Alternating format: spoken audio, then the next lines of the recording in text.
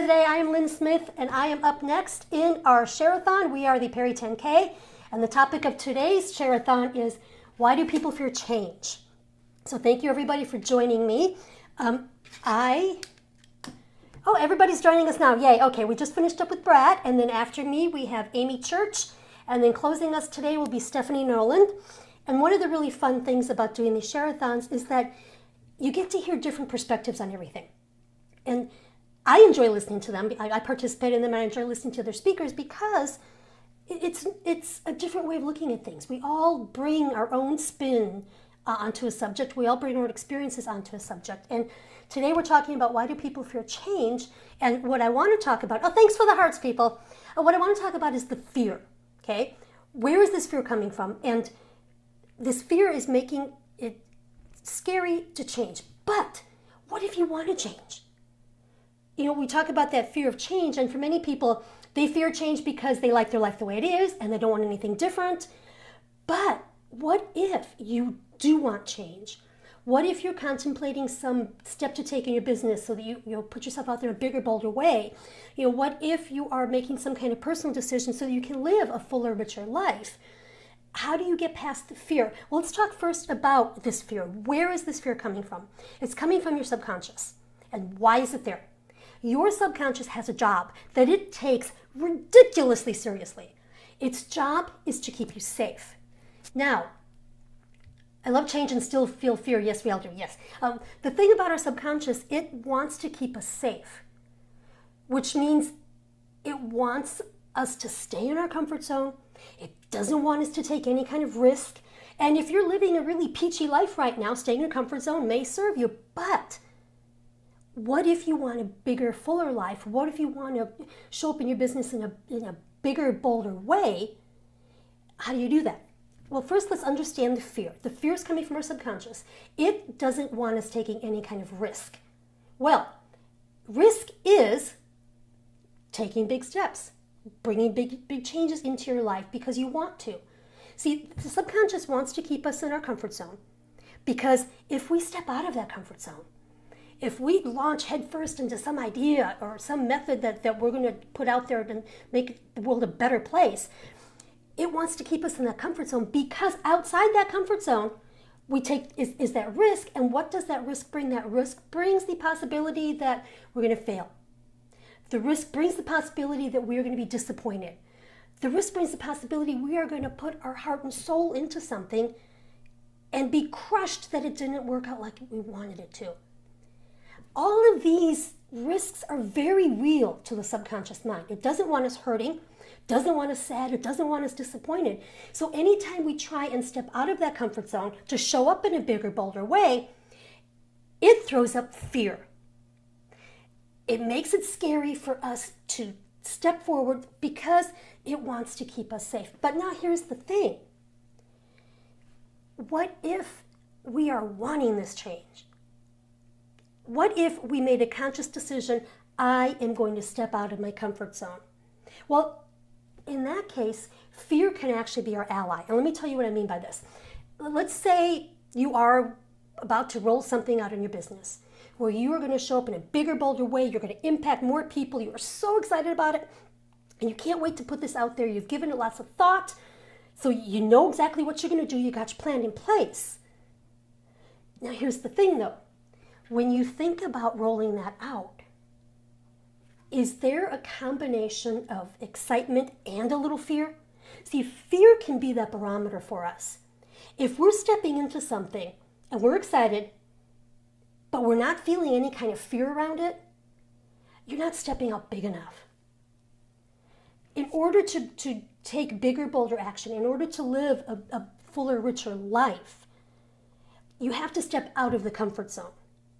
And stepping out of that comfort zone will bring some fear.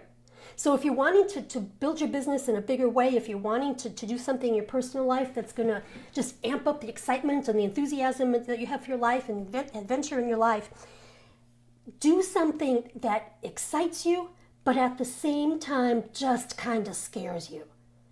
Because that fear is the barometer that you are about to step out of your comfort zone. Because everything that we want in our life, the bigger, bolder life, the impacting more people with our business. All of these things are just outside of our comfort zone. But then it also helps you to feel you accomplished something, yes. But all of these things that we want are right outside our comfort zone, because if they weren't, we would already have them. So to go bigger, to live a bolder life, whatever you are contemplating doing, use that fear as that barometer. Am I excited about it? Yes. Is it a little bit scary to me? Yes. Then you're stepping big enough. But if what you want to put out there in the world still seems kind of comfortable to you, if you're excited about it, but you're not scared and it's not really, triggering you or pushing, 3 minutes, thank you, Jan.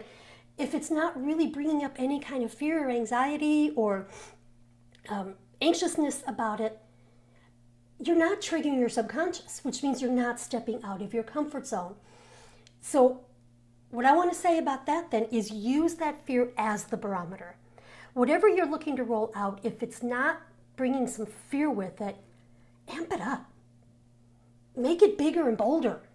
If whatever you want to do in your personal life, to shake things up there, if it's not bringing in some amount of fear, go bigger. Figure out a way to go bigger.